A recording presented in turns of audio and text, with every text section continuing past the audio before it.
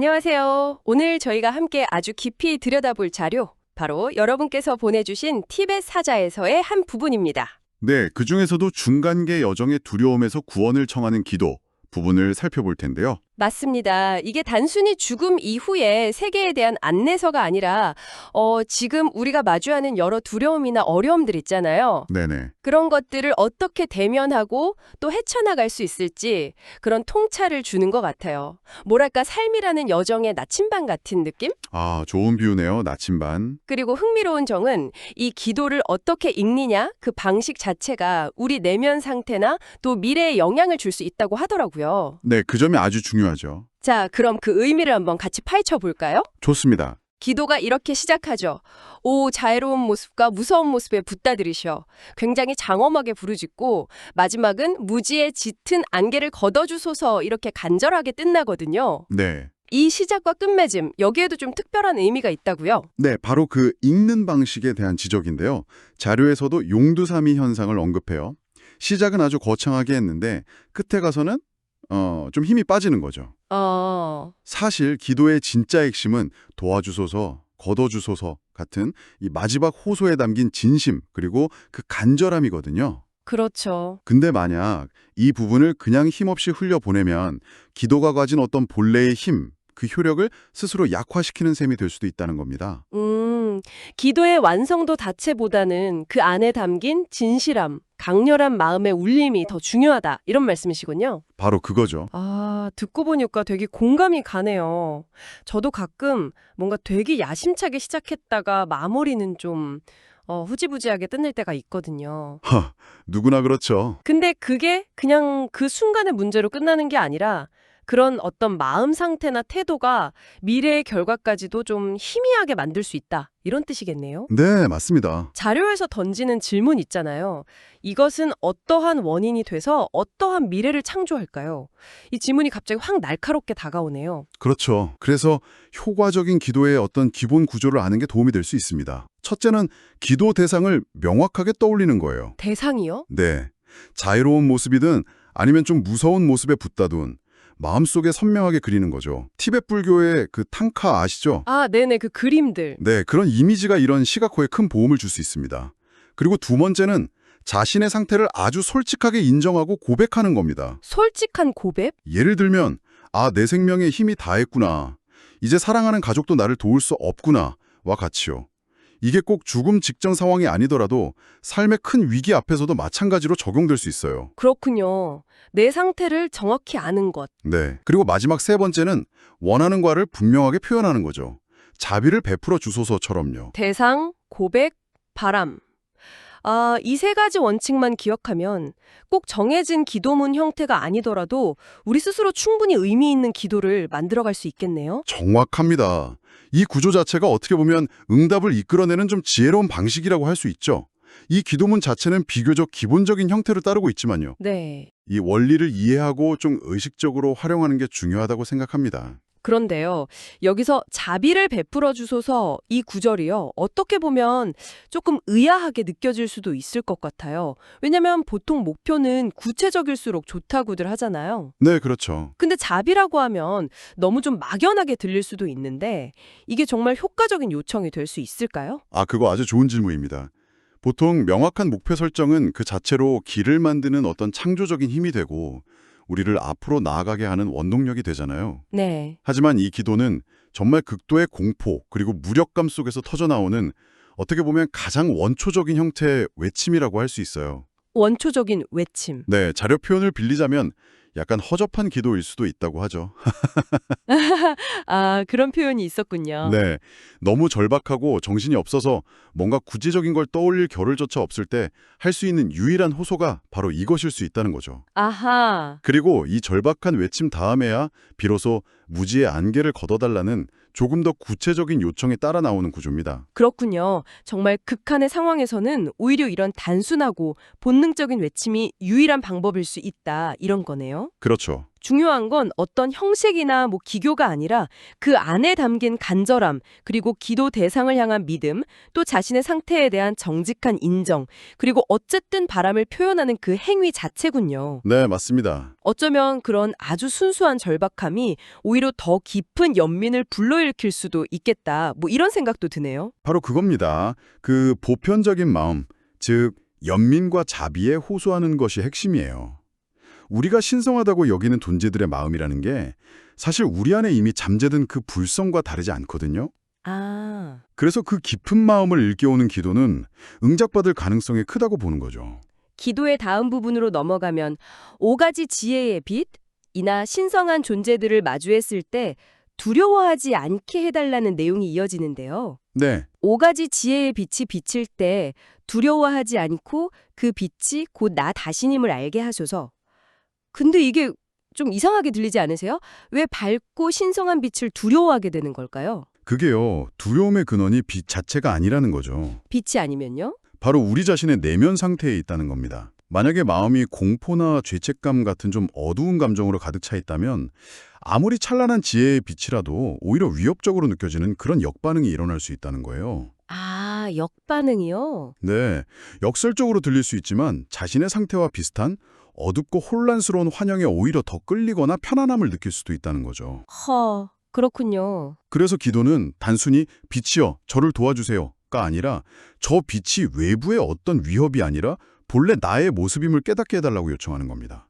아, 이건 단순한 구원 요청을 넘어서는 굉장히 높은 차원의 어떤 인식 전환을 구하는 기도라고 할 수 있습니다. 그렇군요. 여기서 중간계, 그러니까 바르도는 모든 것이 엄청나게 가속화되는 세계로 묘사되잖아요. 네, 맞습니다. 가속의 세계. 생각이나 감정이 말 그대로 그냥 즉시 현실이 되고 깨달음이든 무지든 그냥 빛의 속도로 증폭된다고요?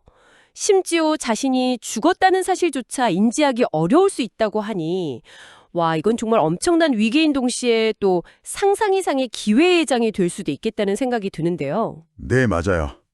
바르도를 가속의 세계로 이해하는 게 아주 중요합니다.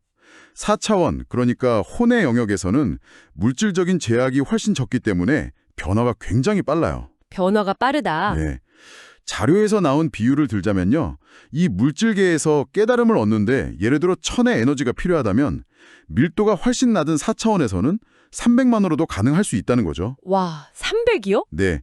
그러니까 같은 노력으로 훨씬 큰 변화를 이룰 수 있는 잠재력이 있는 곳입니다. 물론 그만큼 무지나 혼란 역시 아주 빠르게 증폭될 수 있기 때문에 생전의 마음 준비가 더욱 중요해지는 거죠. 그래서 마음 준비가 중요하군요. 다음 구절로 넘어가 보면 부정적인 진화의 추진력 때문에 어려움을 겪을 때 그것이 온만이 파듬의 흠의 진동으로 바뀌게 하소서 이런 부분이 나오거든요. 네. 여기서 진화의 추진력은 우리가 흔히 아는 카르마, 즉 업을 의미한다고 자료에서 명확히 설명해 주네요. 네. 여기서 티베사자에서의 아주 독특한 관점이 드러나는데요. 카르마를 단순히 과거 행위의 결과나 짊어져야 할 짐으로만 보는 게 아니라는 거죠. 짐이 아니면요? 긍정적이든 부정적이든 우리를 앞으로 나아가게 하는 진화의 추진력으로 본다는 점입니다. 아, 추진력. 네. 하지만 우리는 종종 좋은 시기에는 그냥 안주해버리고 나쁜 시기에는 좌절하면서 이 추진력을 제대로 활용하지 못하곤 하죠. 그렇죠. 근데 이 기도는 여기서 한 걸음 더 나아가요. 중간계에서 마주하는 마치 세상이 무너지는 듯한 그런 두려운 소리들조차도 신성한 만트라, 즉 온만이 파듬의 훔의 소리로 변환시켜달라고 요청합니다. 변환시켜달라. 네, 이건 부정적인 경험을 그냥 피하거나 없애달라는 게 아니라 그 경험 자체를 긍정적인 에너지로 바꾸려는 아주 적극적인 의지의 표현인 거예요. 핵심은 회피가 아니라 변헌입니다. 이야, 정말 강력한 관점이네요. 카르마를 연료로 보라는 거긴요. 우리 삶의 어려움이나 고통을 단순히 피해야 할 대상으로만 볼 게 아니라 오히려 성장의 발판이나 내면을 단련하는 기회로 삼으라는 메시지로 들리네요. 맞습니다. 자료에서 베토벤이 어둠 속에서 빛으로 이걸 외쳤던 예를 들었던 것처럼 어둠을 그냥 견디는 것을 넘어서 빛으로 바꾸려는 의지 그 자체가 신성하다는 말이군요. 네, 그렇죠. 그런데요, 말은 참 쉬운데 실제 그 공포 속에서 소리를 만트라로 듣는다는 게 이게 가능한 일일까요? 이건 어떤 심리적인 기제일까요? 아주 현실적인 질문이십니다. 이게 사실 의식적인 선택과 훈련의 문제라고 볼 수 있어요. 선택과 훈련. 네. 물론 극한의 공포 속에서 즉각적으로 만트라를 떠올리기가 쉽지는 않겠죠. 하지만 평소에 부정적인 상황이나 감정을 마주했을 때 자꾸 그것을 다른 관점으로 보려고 연습하는 거예요. 예를 들면요? 예를 들어 그 안에 숨겨진 교훈을 찾으려 하거나 아니면 긍정적인 의미를 부여하려는 노력을 꾸준히 한다면 위기의 순간에도 그런 변환의 힘을 발휘할 가능성이 커진다는 거죠. 아하! 이 기도는 어쩌면 그런 내면의 힘을 길러달라는 요청이기도 한 겁니다. 이제 기도는 제가 진화의 힘, 즉 카르마에 질질 끌려다닐 때, 그리고 제가 쌓아온 본능의 힘 때문에 고통당할 때 깊은 명상 상태인 사마디 희열을 느끼게 해달라고 하는데요. 네. 육체가 없으면 이런 본능적인 힘에 더 휘둘리게 된다고요. 그건 왜 그런 거죠? 네. 여기서 말하는 본능의 힘이라는 건 식욕, 성욕, 수면욕 같은 아주 원초적인 욕망들을 말합니다. 자료에서 치맥욕이라는 현대적인 비유를 들었잖아요. 네, 봤어요. 재밌더라고요. 그런 것처럼 우리를 아주 강력하게 끌어당기고 때로는 정말 마구 흔드는 그런 에너지죠. 마치 머리채를 잡고 휘두르는 것처럼 느껴질 정도라고 표현하기도 하고요. 머리채를 잡고, 와. 여기서 중요한 통찰은 이 고통이라는 게 어떤 잘못에 대한 벌이라기보다는 그 에너지 자체의 진동적 결과라는 점입니다. 진동적 결과요? 네. 예를 들어 탐욕이라는 에너지는 그 자체로 결핍이라는 고통스러운 진동을 내포하고 있다는 거예요. 그래서 외부적으로도 결핍의 상황을 끌어당기게 된다는 거죠. 아, 그렇군요. 사마디, 즉 삼매는 이러한 혼란스러운 본능의 힘과는 정반대의 상태입니다. 아주 깊은 고요와 평화 속에서도 명료한 지혜가 샘솟는 상태죠. 고요와 평화, 그리고 지혜? 네. 이때 느끼는 감정을 희열이라고 표현하는데 이건 우리가 보통 느끼는 일상적인 쾌락과는 좀 다릅니다. 자료에서는 쾌락이 왜곡되고 밀도가 높아진 것이라면 희열은 그것이 정화되고 조화롭게 정렬된 상태라고 설명해요. 쾌락과 희열의 차이군요. 네.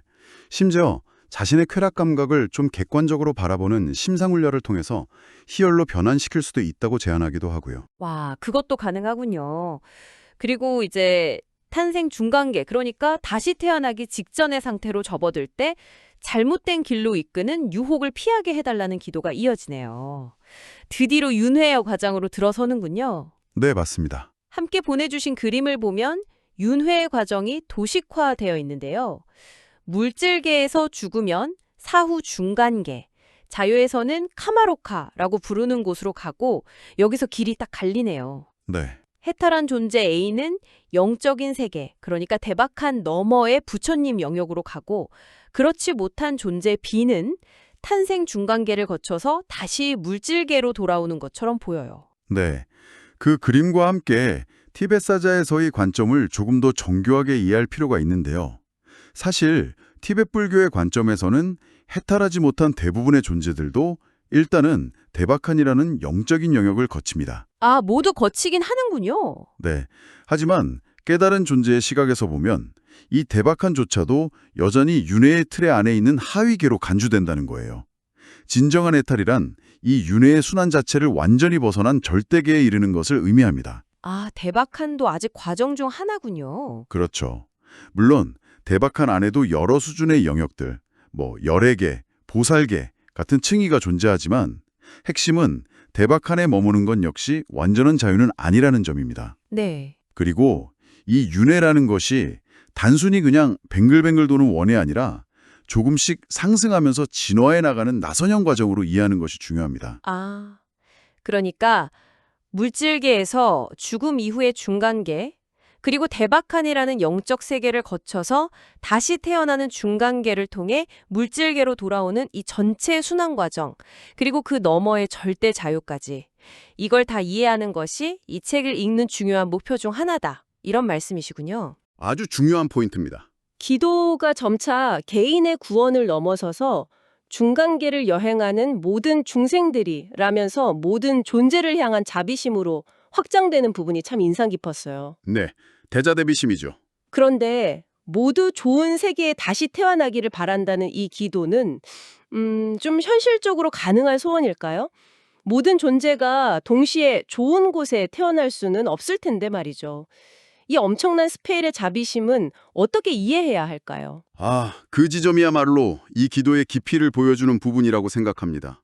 이게 그냥 막연한 희망이 아니라 아주 구체적인 비전과 연결될 때 자비심은 강력한 창조력을 발휘하거든요. 구체적인 비전이요? 네, 이 기도는 궁극적으로 미래의 황금 시대에 대한 염원과 맞닿아 있습니다. 모든 존재가 물질적으로나 영적으로나 풍요롭게 공존하는 세상에 대한 비전이죠. 황금 시대. 네, 자유에서 공상과학 영화 스타트rek의 세계관을 예로 들었잖아요. 네, 봤습니다. 그런 것처럼 기아나 전쟁 같은 기본적인 생존의 문제가 해결되면 인류는 자연스럽게 더 높은 가치, 예를 들면 진리탐구나 봉사의 삶으로 나아갈 것이라는 믿음이 그 밑바탕에 깔려 있는 겁니다. 더 나아가서 지금 이 순간 이 불완전한 현실 속에서도 그런 이타적인 삶이 가능하고 그것이야말로 우리의 본성이라는 더 깊은 확신을 보여주는 거죠. 그리고 또 하나, 배고픔이나 추위 같은 고통의 근본 원인을 단순히 외부 환경 탓으로만 돌리지 않는다는 점이에요.